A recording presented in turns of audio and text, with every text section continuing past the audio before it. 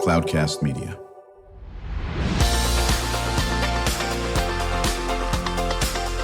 Drew Schlosberg Spotlight on the Community Show, amplifying the voices of social impact organizations, entrepreneurs, local nonprofits, and other community champions who shape the culture, creativity, and connectivity of San Diego. Brought to you by Mission Fed Credit Union, bringing good things to San Diego for over 60 years. Learn more about what is good for you and good for all by visiting www.missionfed.com. I'm Drew Schlosberg of Cloudcast Media. One of my favorite people is in the studio today. I've known Jamie Moraga for a long time. We won't say how many years. She's still youthful and very young. She's the CEO of Franklin Revere, but also well-known in the world of the military. She was the president of the San Diego Military Advisory Council, still sits on the advisory board, and has done a billion things in between. How you doing, Jamie? I'm doing great. Thank you for having me back. Of course. And if the name sounds familiar, Jamie was on with her 10-year-old son. Yes. Who took over the show. Yes, Jack did. He definitely took over. Did a great job. He's going to be featured on some other things too. So I hope he's going to make another appearance on our Spotlight show. Is that possible? I think so. Maybe you just have him come on. 100%. And then I can just sit here and just, watch him shine. How about if he interviews you? That would be either equally scary and fun. And maybe we can get your husband, Ben, on too. We should do a family affair. Actually, that would be pretty funny. We'll consider that a done deal. So yes. Ben is the CEO of the Rancho Santa Fe Foundation. And so he's been on the show before too. We're a high-achieving family, I think. You're a very high-achieving family. I'm honored to have as a guest co-host Sarah Scott. She's the VP of Partnerships for Defined Learning. Sarah, broadcast journalism student from University of Illinois in Champaign-Urbana, but works for an organization that was a sponsor, which we're really appreciative of, the Classroom of the Future Foundation's 8th annual College and Career Pathways Summit. And so we were just thrilled that we could convince Sarah to come on and be my co-host. How you doing? I'm doing great. All right. Super happy to be here. Well, good. Why don't you get started with a question for Jamie? All right, Jamie. So kick us off with just explaining to everyone, what's the mission of your organization? Okay, so the mission of my organization is I had a woman-owned small business in the defense industry for nearly 17 years. We did program management and engineering services for the Department of the Navy. And I ended up deciding to sell the business and went through that process of a merger and acquisition, and then sold the business, and the sale closed in November of 2022. So out of that, Franklin Revere was born. It's an LLC, and I do my consulting work through that arm. And so I consulted back to my previous company for about a year to help them with the transition. And then now I have, in last year, just started to do some consulting work with some other small businesses in town, helping them with mentorship, business development, networking, those kinds of services. So I help out in that respect. So it's been interesting to go from being a owner and leader in the defense contracting space to now shifting it to more of a mentorship role and guidance. So I like that aspect of it where I'm helping other businesses move forward and succeed and grow. So what's the origin of the name Franklin Revere? You know what? In the state of California, there really are not a lot of business names available. So I had a list of different names, and I would try and look and see what was available. And the state of California, it was not there. So I was like, okay, what could I put together? So I thought I want something patriotic because of my roots, sure. But also I liked the aspect of Benjamin Franklin because of he had multiple careers and multiple talents and multiple iterations of his journey. And so Franklin is Benjamin Franklin. And then I thought, all right, I'll stick with the patriotic theme. And I love the name Revere. And so I ended up pairing them together, looked in the state of California. No one had it. No one had the domain name. And so I thought, all right, I'm just going to stick with it. And I went with Franklin Revere. So it really came down to availability and just trying to find some kind of symbolism that I thought would match. So me. I thought it was because of your dad. No, because his name's not Franklin. I know, but isn't it? He's Frank. Yeah. Well, that's close enough. Yeah. On this. I went to Paul Revere Junior High in LA. Oh, so there you go. There's Right. a little tie there. There's a little tie there. Talk a little bit about you're writing a book. I know. I am writing a book, which is crazy. It's actually something that I've wanted to do since I was a kid. I didn't know what it was going to look like. And it's something that I actually thought about multiple times throughout my journey as a CEO for IntelliSolutions. And I didn't really know, like, okay, do I want to write a kid's book? Do I want to write a business book? What do I want? And so I kind of ran the gamut. And then I would say last year, I was like, okay, I ran into I met a friend who she was in the process of writing her book and getting it published. And I thought, all right, I think this is the time for me. It felt right, but I still have to figure out what. So then over the summer, I sat down and the idea came up to write a book about the female CEO journey. And it's really the full circle journey. So it's from founding, the middle years, the veteran experienced years, and then the retirement transition exit years. And so I've done the full circle. So I started my company, went through it for 17 years, and then exited. And so I have my story as the through line. But I also wanted to talk to women who are currently in those phases themselves in the CEO journey. Mm-hmm. So they are in the first 5 years of their business or first 5 years of their CEO title. They're in the middle years, they're in the experience years, or they have exited, transitioned out, and they can reflect back. So I wanted to find women who were in those roles and we can get lessons learned, guidance, and just to, provide that other aspect to the book. So it's not just me, it's several different women who are currently in that role now. And I wanted to write a book about that. So that's where it started. And then now here I am in the midst of it. What's the title? No title yet. So okay. You know what? How about if we have our listeners call in, and if they give you some ideas and that works, then maybe we'll make an acknowledgement in your book. There you go. There you go. Exactly. Yeah, I'd be curious to see what titles people might come up with. Yeah, exactly. I got a lot of bad ideas. We're chatting with Jamie Moraga. She's the CEO of Franklin Revere, writing a book on her experiences of starting a business, running the business, and selling the business as well, focusing on women entrepreneurs. I'm Drew Schlosberg, as you're listening to another edition of Drew Schlosberg Spotlight on the Community Show. We are the nation's longest running community podcast. We're now in our 19th year, brought to you by Mission Fed Credit Union for 6 decades, just doing great things for San Diego. People, residents here, financial insecurity, they are secure. They work with. They also work a lot with the food bank and work with people that are in need in that area, arts and so forth. Great people. Anyone who's lived in San Diego know what Mission Fed does. Joined by my guest co-host, Sarah Scott. She's the VP of Partnerships for Defined Learning. Other questions you have for Jamie? Oh my gosh, I have so many questions. Just really about the book writing process. Yes. So if you could just share maybe where you are in the process. Absolutely. And what has been, I'm curious also what you've learned so far, if anything, from these female CEOs that is just new and insightful that you plan to, include in the book possibly. Yeah, the process is interesting. It is almost like starting a business from scratch.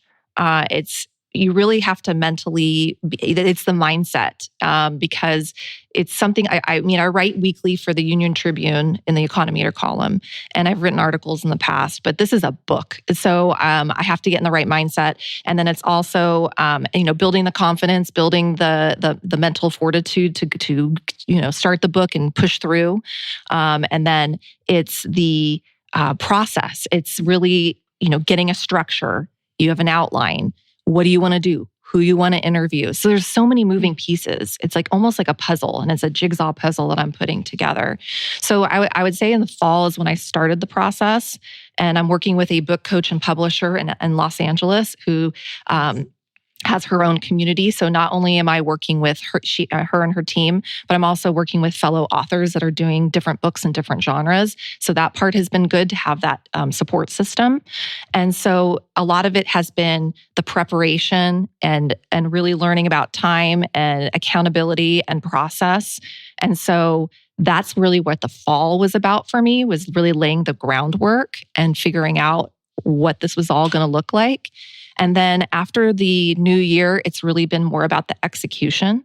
So it's been more of me doing the outreach, actually becoming more present on social media, which is something that I am not natural at. It's not something that I normally do. I'm also feel like that, gives you a little bit of vulnerability, putting stuff out there like that. So that's been a little bit different for me.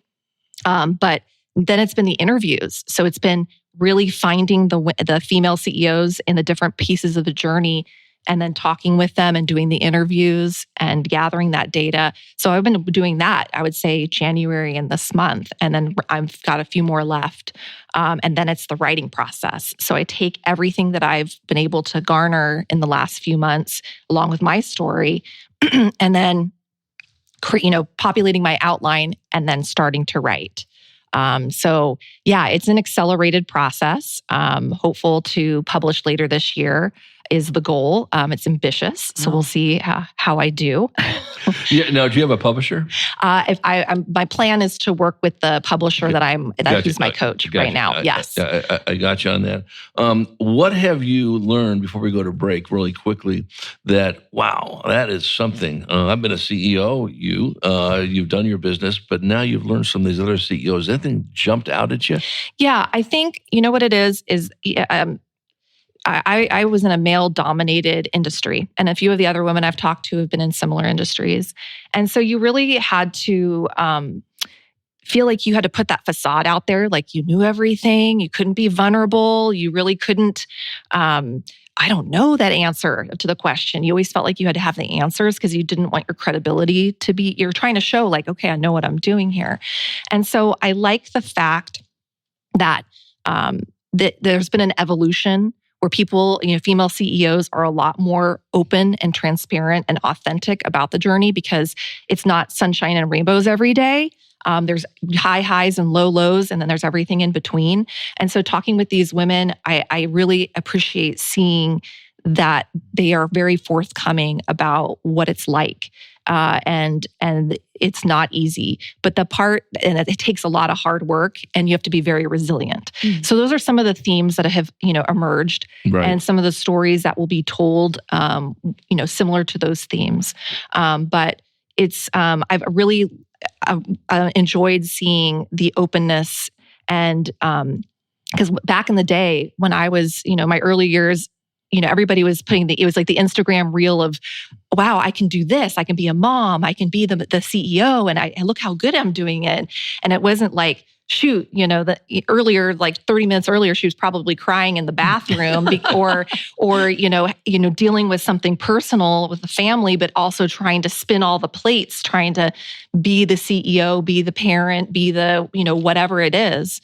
And so, that's why I really wanted to write the book too, is because I wanted to show current, aspiring, and future female leaders that, it's not just linear journey. There's so much that goes on behind the scenes and it's hard work, but it's possible. So I want this to be very motivational, inspirational, because we need more female leadership in the country. And we need more female leader business owners. And absolutely, that's really what I want to do is to have that as a thing that I wanted to have, but it didn't exist. No, I think that's great. When we come back from break, I know Sarah and I have about 12,000 more questions for you. Certainly on the process of writing and the skill sets that you certainly learned and did when you owned IntelliSolutions. Did they transfer into being an author and so forth?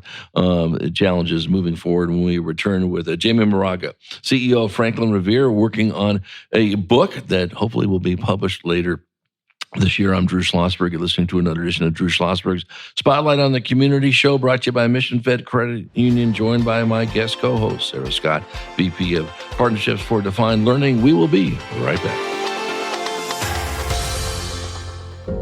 When you do your banking with Mission Fed, you get great rates on auto and home loans. That's good for you, but something good also happens for a lot of other people. We're not for profit, so we put money back into the community to help lots of great nonprofits to keep San Diego strong. So you're not just getting something good, you're doing something good. Come to Mission Fed. It's banking that's good for all. Brand amplification is the DNA of Cloudcast Media, and our code is the powerful blending of sound, voice, and storytelling to lift local brands and their communities.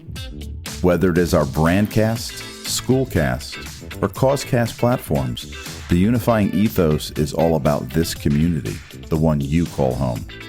If you dare to dream and want to explore the brand amplification of Cloudcast, a national leader in local podcasting and other Winfluence strategies, please visit us at cloudcast.us.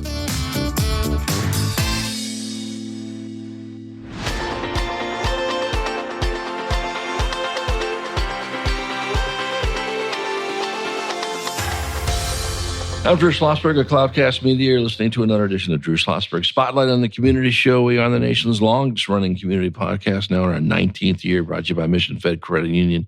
6 decades of doing great things in San Diego County. Honored to have in friend, colleague, and everything in between. Jamie Moraga, CEO of Franklin Revere, is writing a book, joined by a guest co-host. We're thrilled to have her on the show today, Sarah Scott, VP of Partnerships and Defined Learning. You know, we're talking right before break.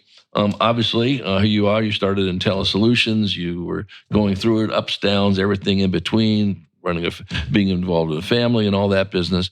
The skill sets you had running in telesolutions, how much of those transferred to being an author? Now, you haven't started the writing part yet. You're in the interviewing part, but you're ready to go. Correct. How would you say some of those skills have transferred, or have they not? I would say it's definitely transferable because, like I said earlier, it almost feels like starting a business from scratch. Just because I haven't done this, I haven't written a book before, so it's new. And I when I started my business, I hadn't started a business before. So a lot of it is learning, it's perseverance. It's there's some days where you're just like, I just really would like a break, for a few, a day. But then you're like, I got to keep going. I got to keep moving forward. I keep thinking about the goal of the book and the reader that it would serve, and that's the purpose. And so I think you take all of those things and it just continues to propel you forward. And even if you have those moments of doubt, you just push through. So, and I think what is also helpful is being able to have that community that I have with the group of authors, because then you feel like you aren't alone and you have that connection with others. And I feel like that was missing for me in my CEO journey within telesolutions, because I felt like I didn't have that, where you felt like I didn't have like that sounding board. I had that in a certain respect, with my dad or something like that with Frank. But I think having other female CEOs that I could have related with on that CEO journey would have been very helpful. Like it has been helpful for me during this author journey. Right. I know Sarah's got a question for you, but before we get to that one, have you run any of these ideas by Ben, your husband? Ideas for what? Well, the questions you're going to ask, the people you're going to interview. Yes. Okay. Yes, Good. I have. And he's actually, I've asked him a couple of hey, what do you think of this person? Right. Should I reach out? And then he'll be like, he'll sit there and be like, yep, I know that person, helped to get me connected. So I definitely run some stuff by him for sure, just to get some feedback. Yeah, Ben is the CEO of the Rachel Santa Fe Foundation. Sarah? Yeah, well, excuse me. They always say write the book that you wish you had had to read. So Correct. It sounds like you're definitely doing that. So tell us what do you, I guess from your own personal experience and from the women that you're interviewing, what are the biggest challenges just in being a female, or maybe a CEO in general, but specifically female? Yeah, I think a lot of it is, from one particular group that I talked to, it's funding. It's getting funding for a female-owned business. They've seen that some of the requirements for them were different than male counterparts. So we need to get more funding availability for female-run businesses. So that's a challenge that I saw talking with one of the CEOs. I would say that it's still, there's no such thing as balance, to be honest, because, it's either one thing is there or the other. So it's really trying to figure out if they have, if they have children, or if they have those kinds of, family obligations, that they figure out how to navigate that. And then it's also the support systems that they have built in so that they can navigate some of the more difficult and challenging times with a support system, whether that's mentors, whether that's their partners or spouses, whether that's friends, family, etc. So, those are some of the things that they've been able to, work through in terms of some of the challenges. Right. As you know, you were in a male-dominated industry and so forth in that area. Are there some cracks in a positive way that people are starting to accept more women being CEOs in the field you were in? Absolutely. That's fantastic. I have to say that when I started my business in 2006, I remember going to SDMAC and there were not a lot of females in the room. Even NDIA San Diego chapter, same thing. So I was a lone person out there, my late 20s, female starting a business. And there really weren't a lot of female CEOs in the audience as well. So, fast forward to now and you go to SDMAC, I would say the audience is well, represented by males and females.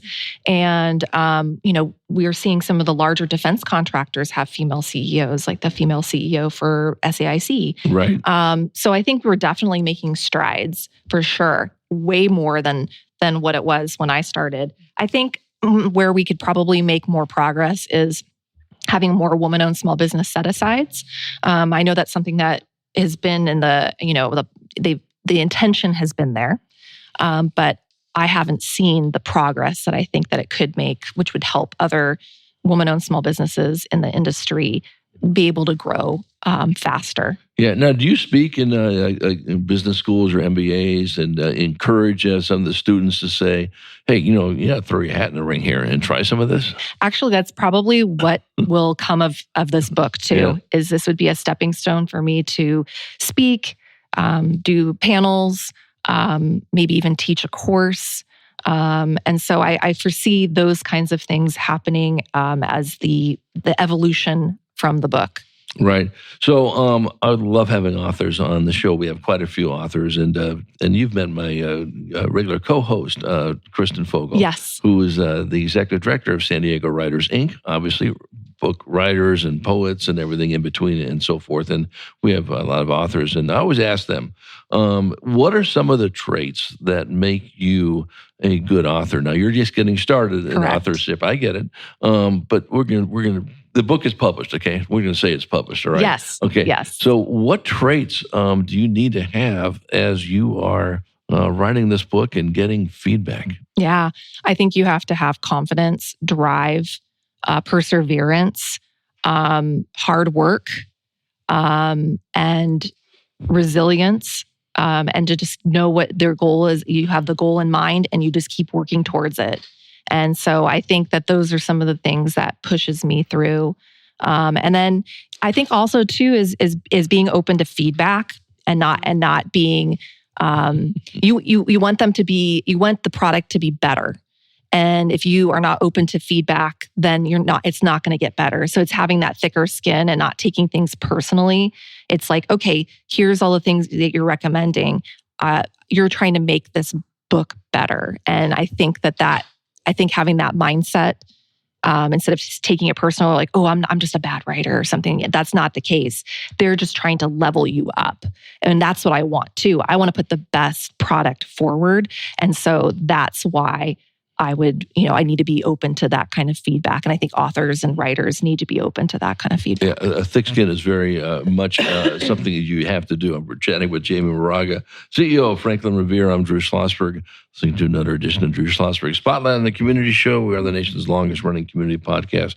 Now around 19th year, brought to you by the fine folks at Mission Fed Credit Union. 6 decades of doing great things in San Diego County. Honored to have as my guest co-host, Sarah Scott, VP of Partnerships for Defined Learning. Other questions you have? Yeah, I mean, one thing I'm just really glad to hear, Jamie, is the traits that you're saying that you need to possess, I think both to write the book and be a CEO are really what is being emphasized in K-12 education right now. Okay. In really helping students to develop those key traits rather than, certain specific skills in math, right? Those are important too. But so it's really, I think, hopeful, maybe for aspiring authors, CEOs, future, our future kids that are going to be doing this, that we're focusing on the right thing in education, because you are obviously successful and ready to publish this book based on those traits. So that's fantastic. Yeah. I'm also curious, so in writing the book, when you set out at the beginning, you said you've always wanted to write a book. Yes. I'm sure that you enjoy writing. I do. So what are some of the other parts of the process that you kind of, like as well, or haven't really been as interested in, but it's kind of a necessity to do those parts? Like, what are you most enjoying and what's been most challenging in the process? I think for me, it's just all the logistics, especially since I'm interviewing so many women and trying to run with, emails and scheduling and then if they have to cancel last minute, then trying to, scramble and move around. And so that part has been, that's not that's kind of like the behind the scenes, like logistics stuff. That's not as fun. The stuff that I've really enjoyed is when I actually talk to them over Zoom and have that time with them and connect with them. And I've enjoyed that aspect of it. Also enjoyed the community of authors that I've met and hearing about their experiences and how we can support each other. That's been great. And then I've also really enjoyed the aspect of, I really set out to really showcase the depth and breadth of what female CEOs can do. And it's not just Fortune 500 companies. I'm like interviewing, businesses that are very small.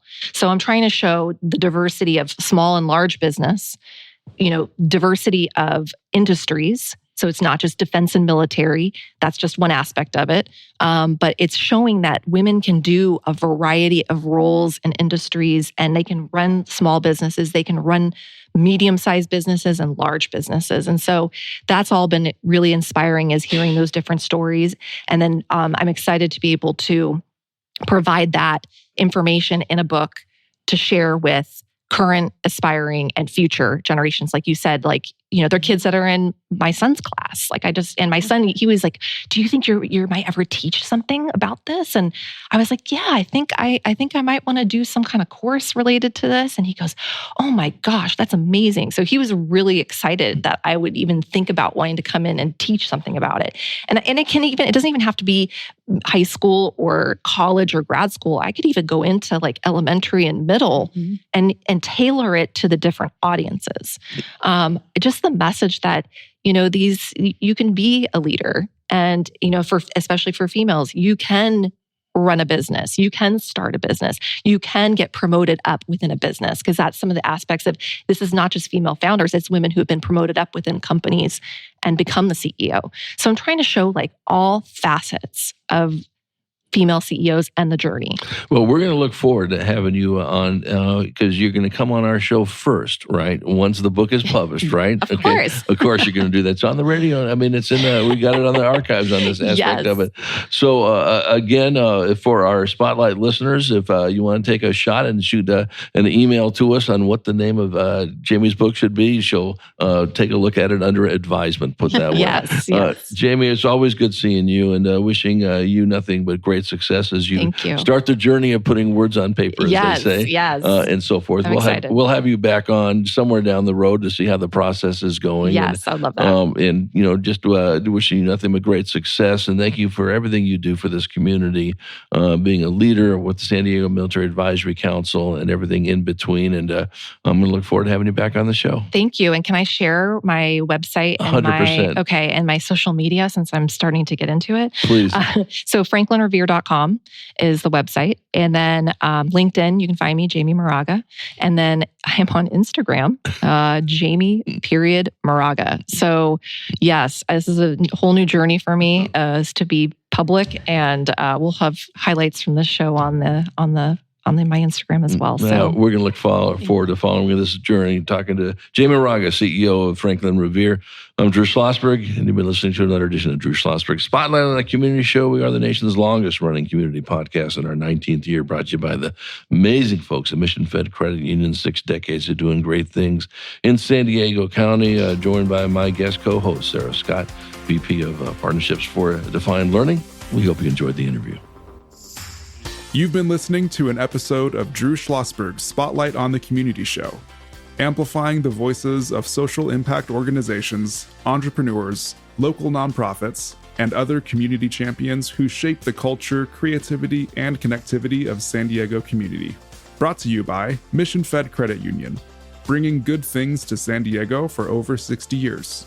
Learn more about what is good for you and good for all by visiting www.missionfed.com.